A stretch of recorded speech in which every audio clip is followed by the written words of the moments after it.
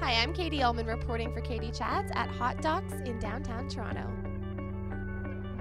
I'm here with Elizabeth Giamatti, co-director and producer of A Woman Like Me. How does it feel to have the film screening at hotDOCS? It feels fantastic. It's such a great festival. I mean, I've been here a mere 36 hours and I've seen incredible movies, so I'm happy to be among them. And tell me a little bit about how this film got started and how you met Alex. So Alex and I were very old friends. We went to college together, and even though we were in the same line of work, we had never worked together. But she came to me about 6 months after she was diagnosed with metastatic breast cancer, which is a terminal disease, and she said, "You know, I have a movie playing in my head about a character a lot like me, with a family a lot like mine, and a diagnosis virtually identical to mine, only she's dealing with it much better than I am." And she said, "You know, do you want to develop this movie with me?" With the idea of making a straight up fictional narrative, which is what Alex had done and what I had done.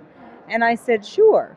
But she very quickly began to rethink that, both from a practical point of view in terms of making a movie, but also in terms of form and how she wanted to be dealing with her experience. And you know, she thought that maybe she wanted to try something nonfiction, that not even necessarily to make a movie, but maybe just a video diary that she would use as part of a blog or something to speak more directly to other people in similar situations.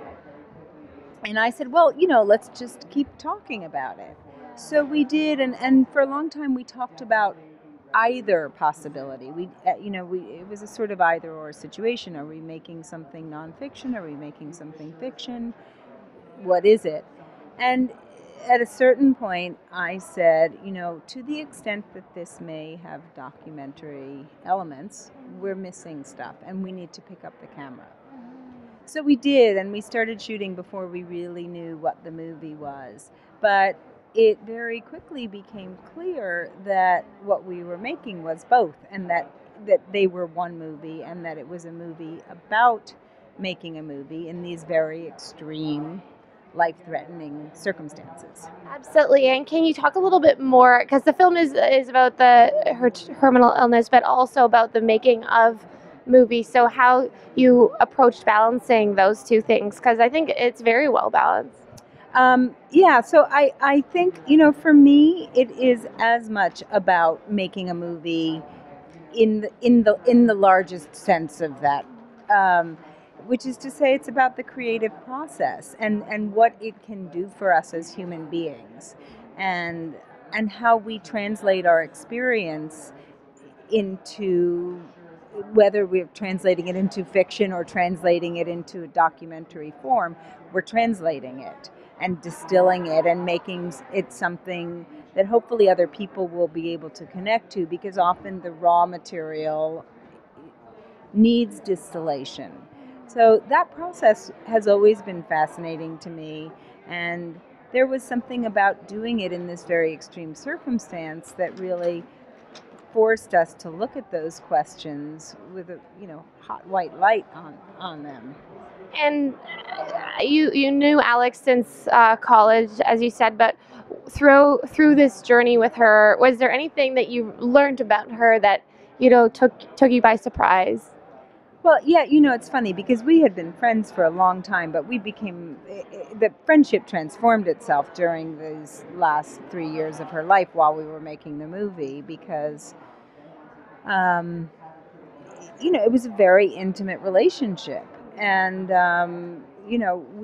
there was something about turning on the camera and looking at these things on camera that forced us or allowed us to talk about really intense and intimate things. And it's also a very intimate moment in someone's life when they're faced that directly with the end of their life. So I think it created a kind of intimacy.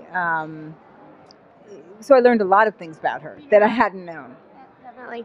And she has a daughter who's in the film, who was 7 or 8 at the time the film was made? Yeah, she was 5 when Alex was diagnosed, and 7 or 8 during most of the stuff that we shot, and she's just turned 9 in February. So.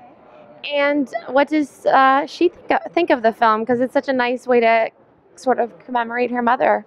She loved the making of the movie, and she was very present during it. It was one of the nice things for both of us is that it was a very family-oriented shoot. I mean, the fictional part, and it was really important to Alex and to me that her daughter felt involved.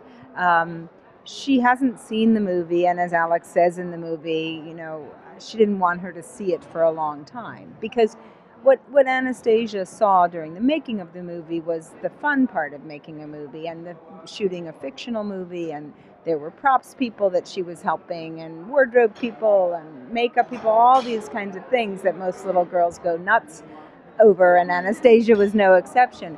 But she obviously wasn't there for some of the really intimate, difficult discussions about treatment and, and terminal illness, and because it wasn't appropriate, and it won't be for a while. And where's the best place for us to find out more information on you and the film online? We have a website, and it's www.awomanlikemefilm.com. Well, thank you so much, and congratulations. Thank you so much. Thanks for having me. I'm Katie Uhlmann reporting for Katie Chats at hotDOCS in Toronto.